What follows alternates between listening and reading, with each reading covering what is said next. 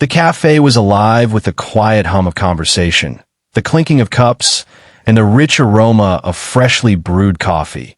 Yet she felt detached from it all, as though the world was moving on without her. She sat near the window, her hands wrapped around a warm cup that had long gone cold, staring outside at people hurrying past with purpose.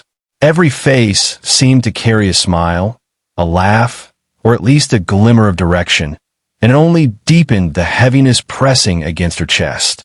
Her own reflection in the glass looked tired and unfamiliar, eyes shadowed by sleepless nights and a weight she couldn't seem to shed. She shifted slightly in her chair, pulling her coat tighter around herself, as if she could hide from the world's brightness. It wasn't that she didn't want to smile. It was that she no longer remembered how. Joy felt like a distant memory, something that belonged to someone else, not her. She had carried her pain in silence for so long that it felt almost invisible, though it consumed her with every passing day. To the strangers walking by, she was just another customer, another face in the crowd.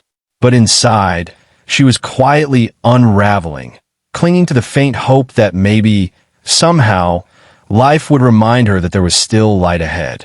In the midst of the cafe's warmth, she felt like an outsider in her own skin, lost in a storm of emotions she couldn't explain.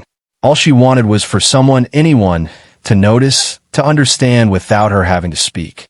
And that longing lingered quietly in her heart as she sat alone, staring at a world that seemed too far away from the place where she was trapped. The soft shuffle of footsteps drew her attention back inside the cafe. The waiter approached her table with a gentle presence, carrying none of the forced cheerfulness that servers often wear like a mask. He noticed her untouched cup, the way her fingers nervously tapped the handle, and the distant look in her eyes. For a moment, he simply stood there, as though weighing his words carefully, not wanting to intrude, yet unwilling to walk away. Finally, in a voice low and sincere, he asked, "Rough day?" His tone wasn't casual small talk. It carried an honesty that made her feel seen. She lifted her eyes slowly, startled by his question, and hesitated before answering. Her lips parted, but the words seemed to catch in her throat. At last, with a voice so quiet it was almost swallowed by the cafe's noise, she whispered, "I can't smile."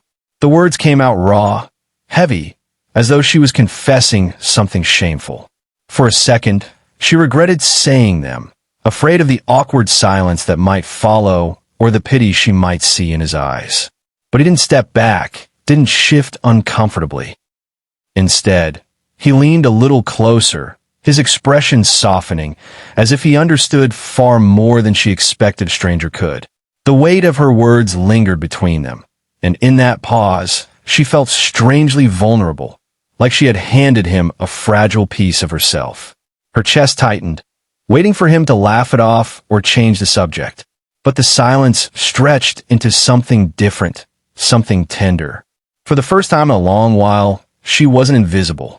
Someone had noticed, someone had cared enough to ask, and that simple question had unlocked a truth she hadn't meant to share, but desperately needed to. He didn't flinch at her confession, nor did he search for the right words to fix what was broken inside her. Instead, the corners of his lips lifted into a smile, warm, genuine, and free of judgment. His eyes carried the kind of kindness that couldn't be faked, the kind that spoke without words. "Then I'll smile for you," he said softly, his voice steady and filled with gentle conviction. It wasn't an attempt to dismiss her pain or lighten the moment with forced cheer. It was a promise, simple yet profound, that she didn't have to carry the weight of pretending. His smile became something more than an expression. It was a gift, a quiet offering of light in a place she thought only held shadows. She blinked, caught off guard by the ease with which he responded, and for a moment, she wasn't sure how to react. No one had ever answered her sadness with such simplicity, such grace. He didn't ask her why she couldn't smile or press her to explain herself. He didn't try to fill the silence with empty reassurances. He just smiled, bright and steady, as if to say he would hold the smile she had lost until she was ready to take it back. She found herself staring at him, almost embarrassed by how much that small act affected her. but the sincerity in his expression chipped at the walls she had built around herself. She felt something stir inside, a flicker of warmth she thought she'd forgotten. For the first time in what felt like forever, her heart responded not with heaviness, but with a fragile sense of relief. His words and his smile didn't solve everything, but they reminded her, in the most human way, that kindness could still exist in the middle of her pain.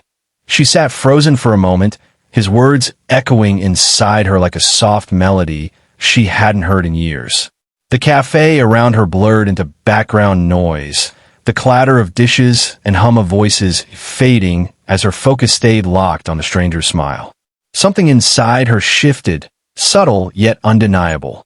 It wasn't as though her problems had vanished or her pain had dissolved, but for the first time in days, she felt the crushing weight on her chest loosen, even if only slightly. His kindness pierced through the fog she had been drowning in, reminding her that she was still human, still capable of feeling warmth. She studied him quietly, almost suspicious of how such a small act could reach her so deeply. But the truth was undeniable. He had seen her when no one else had, and that simple recognition was powerful. She realized how long she had been waiting for someone to look past the surface, to notice that behind her silence was a heart aching for connection. She hadn't expected it to come from a waiter, someone who could have easily treated her like just another customer. Yet here, he was, offering compassion without asking for anything in return. She felt her throat tighten, her eyes sting with the threat of tears, but not the kind born of despair. These are different, softer, almost cleansing. For the first time in what felt like forever, she wasn't trapped entirely in her loneliness. That moment carried a fragile hope, like a spark in the dark, reminding her that even the smallest gestures could hold immense power. She realized she wasn't as invisible as she believed. She was seen, she was acknowledged, and maybe, just maybe, she could find her way back to herself again. The waiter stepped back, leaving her with nothing more than his smile and the echo of his gentle words.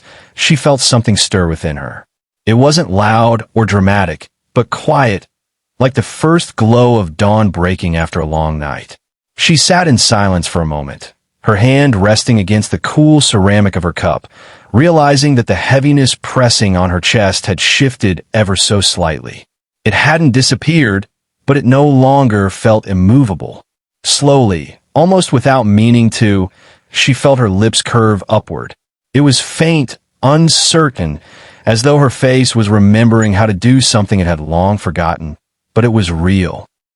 And in that fragile smile, she felt a flicker of strength she hadn't thought she still possessed. She looked toward the waiter, her voice barely more than a whisper as she said, "Thank you."